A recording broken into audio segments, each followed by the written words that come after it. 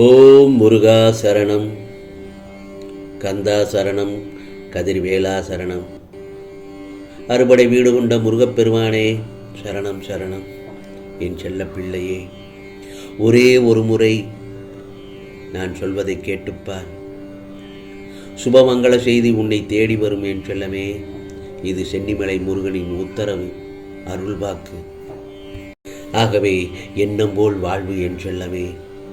நம் வாழ்வில் தோல்விக்கு மேல் தோல்வி வருகையில் அந்த நேரத்தில் எண்ணம் போல் வாழ்வு என்று இதை ஞாபகத்தில் வைத்து கொண்டால் நன்றாக இருக்கும். அதாவது மரங்கள் ஒரு குறிப்பிட்ட காலத்தில் எல்லா இலைகளையும் இழந்து தனிமரமாக நிற்கும். அப்போது அது கம்பீரமாகத்தான் இருக்கும். ஏன் தெரியுமா? அடுத்த பருவத்தின் போது எல்லா இலைகளும் வந்துவிடும் என்று அதற்கு தெரியும். அதே போன்றுதான் நம்முடைய வாழ்க்கையில் பிரச்சனைகள் தலை தூக்கும் போது இதுவும் கடந்து போகும், சீக்கிரமாக எல்லாம் சரியாகும் என்ற நேர்மறையான அணுகுமுறையோடு இருந்தால் உனது வாழ்க்கை நன்றாக இருக்கும் என் செல்லமே. அதே போலத்தான் எவன் ஒருவன் வாழ்க்கையில் தான் சந்திக்கும் பிரச்சனைகளின் தாக்கத்தினால் காயப்பட்டு கண்ணீர் விட்டு அழுகின்றானோ அவன் அந்த பிரச்சனையை எதிர்பார்க்கவில்லை என்று அர்த்தம், அல்லது அந்த பிரச்சனையை கையாள தெரியவில்லை என்று அர்த்தம். அதே நேரத்தில் எவன் ஒருவன் வாழ்க்கையில் பல பிரச்சனைகளை சந்தித்தும் காயப்பட்டும் அமைதியாக இருக்கிறான் என்றால் அவன் இது போன்ற ஒரு பிரச்சனை வரும் என்று எதிர்பார்த்து காத்திருந்தான் என்று அர்த்தம். எப்படியானாலும் இதை நான் தான் எதிர்கொள்ள வேண்டும் என்று முடிவெடுத்து அதை கடந்து செல்ல கற்றுக்கொள். எவன் ஒருவன் வாழ்க்கையில் பிரச்சனைகளில் காயப்படும் சதா மகிழ்ச்சியாக இருக்கிறானோ அவன் இது போன்ற பல ஆயிரம் பிரச்சனைகளை பார்த்திருக்கிறான் என்றுதானே அர்த்தம். வாழ்க்கை ஒரு வரம் என்றால் அதில் நீ ஒரு அதிர்ஷ்டசாலி. வாழ்க்கை ஒரு அறிவியல் என்றால் அதில் நீ ஒரு விஞ்ஞானி. அதே போலத்தான் வாழ்க்கை ஒரு போராட்டம் என்றால் அதில் நீதான் போராளியாக இருக்க வேண்டும். வாழ்க்கை எப்படி இருந்தாலும் நாம் தானே வாழ்ந்து காட்ட வேண்டும். சுகமாக வாழும் போதே துக்கத்தையும் பழகிக்கொள். சுகமாக வாழும் காலத்தில் உனக்கான துக்கம் வந்தால் அதை ஏற்றுக்கொள்ள பழகிக்கொள்ள வேண்டும். ஏனென்றால் வாழ்வும் தாழ்வும் மனிதனுக்கு மாறி மாறிதானே வரும்.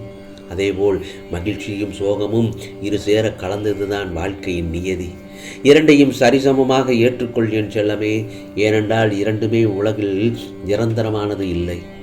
கடவுள் நம்பிக்கை இல்லாதவரை தன்னம்பிக்கை காப்பாற்றும். ஆனால் தன்னம்பிக்கை இல்லாதவரை கடவுளாலும் காப்பாற்ற முடியாது. ஆகவே தன்னம்பிக்கையுடன் முயற்சி செய்தால் உனக்கான வெற்றி நிச்சயம் என் செல்லவே. இன்று நான் செய்த தவறுகளை மன்னித்து எல்லோருக்கும் எல்லா நன்மைகளும் கிடைக்க அருள் தரும் முருகா என்று என்னிடம் நீ கேட்கிறாய். கவலைகளை மறக்க இயற்கை தந்த வரமே தூக்கம்தானே. எனவே கவலையின்றி நிம்மதியாக தூங்கு. இந்த நாள் அடுத்த இன்று நாளைய விடியும் பொழுது உனக்கான நல்ல பொழுதாகத்தான் விடியும் என் செல்லவே.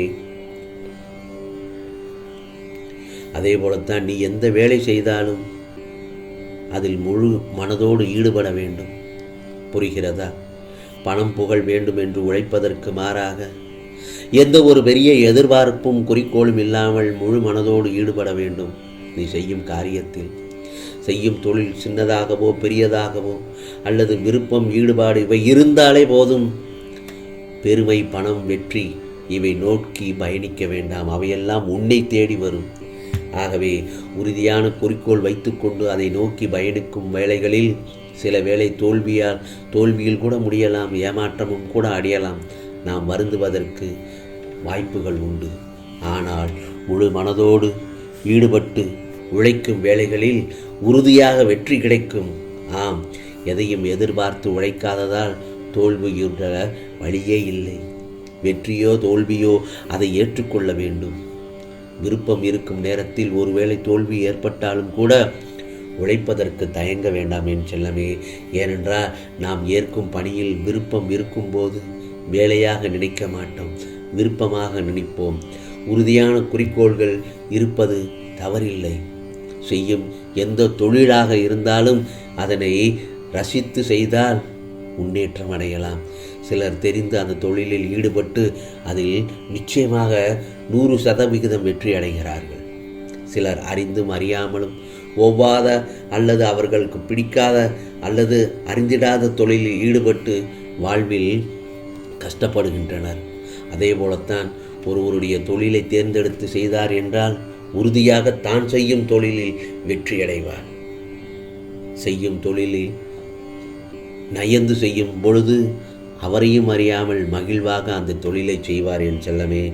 ஆகவே எதையும் தாங்கும் மன வலிமை ஒன்று உனக்குள் இருந்தால் தோல்விகளை துவைத்து காய போட்டு விடலாம். ஒருவனுடைய வெற்றிக்கு முன்னால் வேண்டுமானால் பரிசும் பாராட்டும் இருக்கலாம். ஆனால் அவனுக்கு பின்னால் நாங்கள் தான் இருக்கிறோம் என்று எது தெரியுமா சொல்லும்? அவன் பட்ட அவமானமும் நிராகரிப்பும் தோல்விகளும் தான் அவனுக்கு பின்னால் இருக்கும். மாற்றி யோசனை செய்யாமல் மாற்றங்கள் வருவதில்லை. முடியாது என்பது முற்றுப்புள்ளி, முடியும் என்பது வெற்றி புள்ளி.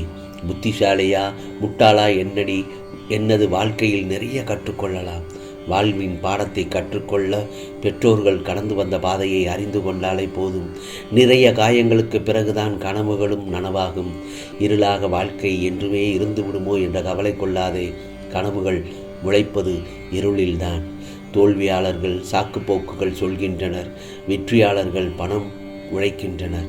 ஆகவே சாதிக்கும் எண்ணம் ஆழ் மனதில் தோன்றிவிட்டால் எது இருந்தாலும் இல்லை என்றாலும் சாதிக்க முடியும் உன் விடாமுயற்சியால்.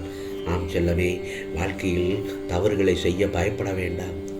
ஏனென்றால் தவறுகளில் இருந்துதான் நீ ஒவ்வொரு பாடத்தையும் கற்றுக்கொள்ள முடியும். அதே நேரத்தில் எந்த இடத்தில் இருக்கின்றோம், என்ன செய்து கொண்டு இருக்கின்றோம் என்பது முக்கியமில்லை. எங்கு இருந்தாலும் சந்தோஷமாக இருக்கின்றோமா என்பதுதான் முக்கியம். அகப்பட்ட துளியே மழையாகும், அடைப்பட்ட விதையே மரமாகும், உழப்பட்ட நிலமே பயிராகும், உடைப்பட்ட மனமே திடமாகும். துயரங்கள் துரத்தும் துவண்டு விடாமலும், கவலைகள் நெறிக்கும் கலங்கி விடாமலும், தோல்விகளை வேள்விகளாக்கி தடைகளை உடை தடம்பதி சிகரம் தொடு, லட்சியம் கொள் என் செல்லமே, நிச்சயம் வெற்றியடைவாய். ஆகவே இந்த சென்னிமலை முருகன் சொன்னதை ஒரு முறை கேட்டுப்பார் என்று சொன்னேன். நிச்சயமாக இதை கேட்ட நேரத்தில் உனக்கான சுப மங்கள செய்தி உன்னை தேடி வரும் என் செல்லமே. உனக்கானதெல்லாம் நிச்சயமாக நல்லது நடக்கும், நல்லது மட்டுமே நடக்கும், அதுவும் நன்மையாகவே நடக்கும். ஆம், இது சென்னிமலை முருகனின் அருள் வாக்கு. ஓம் முருகா போற்றி, ஓம் முருகா போற்றி, ஓம் முருகா போற்றி போற்றி.